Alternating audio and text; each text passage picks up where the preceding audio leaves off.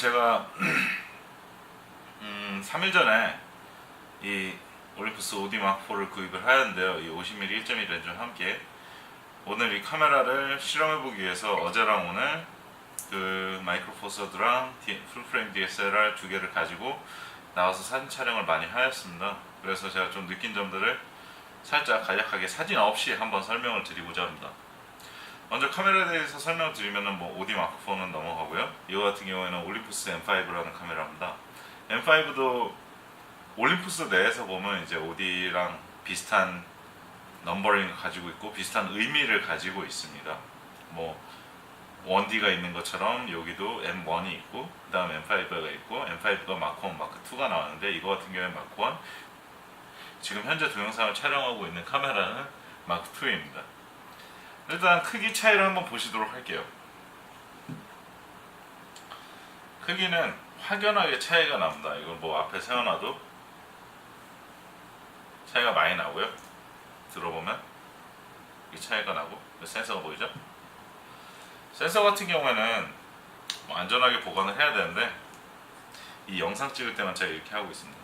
그리고 렌즈를 같은 렌즈로 제가 비교를 해드리고 싶은데 사실 올림푸스에서 지금 1.2mm f1.2 25mm 렌즈를 만들고 있습니다. 그게 풀프레임으로 말하면 이제 50에 1.2가 될 텐데 아직까지 출시가 되지 않아서 그 렌즈를 가지고 있지는 않습니다.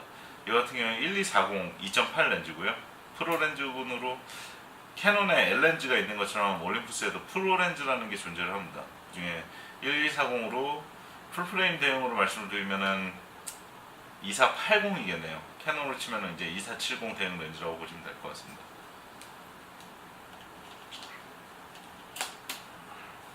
일단 렌즈 크기는 지금 1240이 더 커 보이기는 하는데 이게 더 두껍긴 하지만 더 커 보이는데 무게 차이는 상당합니다. 이거 50mm 같은 경우에 워낙 무거우니까요.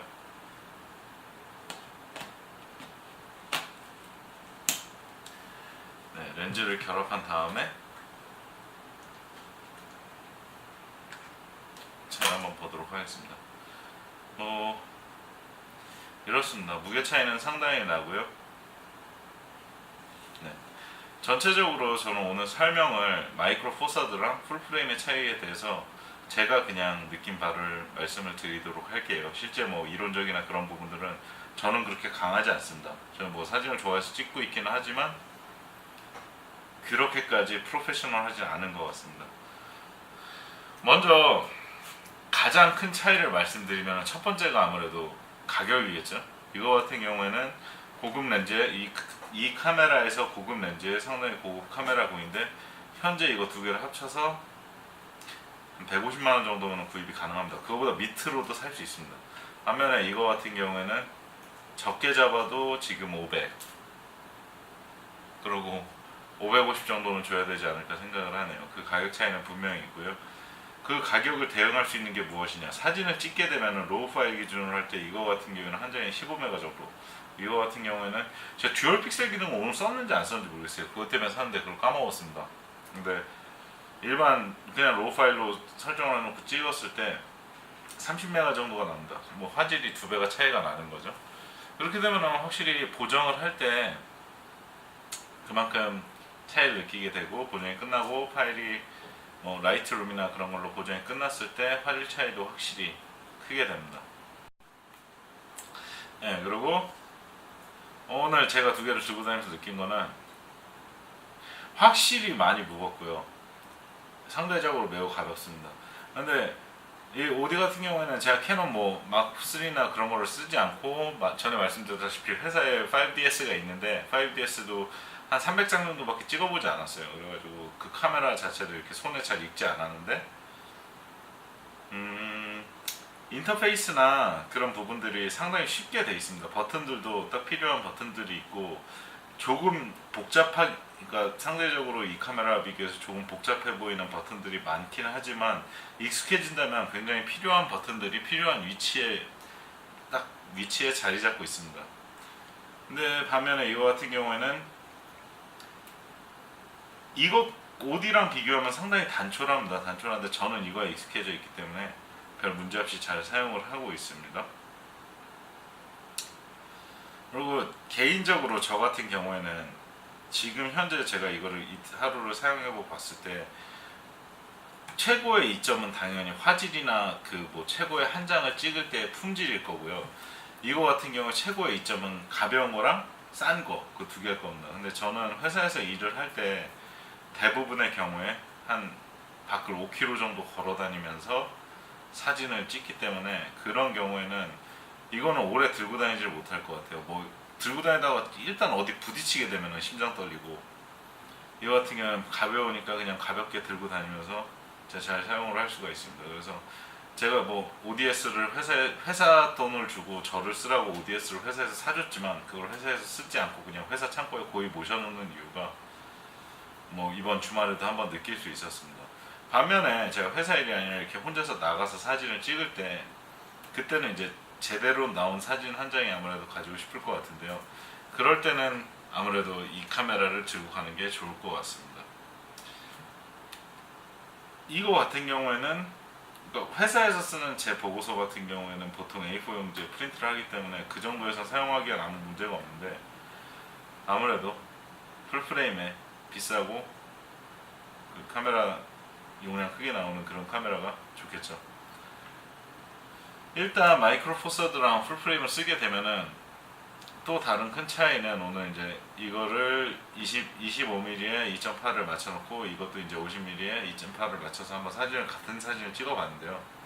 심도가 확실히 낮게 표시가 됩니다. 뭐 F값이 같은데도 불구하고 뭐 기계적으로는 완전 똑같은 사진이 나와야 되겠지만 뭐 당연히 절대 그렇지 않습니다. 렌즈의 품질도 저는 괜찮다고 생각을 하고 아웃포커싱이 굉장히 잘 잡히는 편입니다. 다만 사용을 해보면은 50mm인데도 불구하고 생각보다 초점거리가 길더라고요. 그래가지고 뭐 그런 부분들은 이 렌즈를 쓸 때 감수를 하셔야 될 것 같습니다. 근데 사람을 찍게 되면은 제가 느끼기에는 굉장히 드라마틱하게 이쁘게 사람 색깔 잘 살려서 나오는 것 같습니다. 반면에 뭐 이거는 뭐 워낙 많이 써가지고 그런 부분들이 일단 강점인 것 같고요. 또 다른 거는 이거 같은 경우에 이제 그 메모리 카드를 두 장을 넣을 수가 있습니다. CF 카드랑 SD 카드를 한 장씩 넣을 수 있는 두 개의 소켓이 존재를 하는데, 용량이나 사진이나 동영상에서 4K 동영상을 찍을 때 용량이 크기 때문에 그런 점들이 좋게 작용을 할 것 같습니다. 다만 제가 오늘 한번 쓰면서 아쉬웠던 거는, 아직 정확히는 모르겠는데 이 같은 캐논 카메라 같은 경우에는 아마도 스테빌라이저가 바디에 달려있지 않은 것 같습니다. 그리고 렌즈에도 달려있지 않은데, 렌즈는 이제 달려있는 렌즈들이 있는데 50mm 1.1 같은 경우에 스테빌라이저가 달려져 있지 않은 것 같아요. 반면에 올림푸스 같은 경우에는 스테빌라이징이 굉장히 뛰어난 편입니다.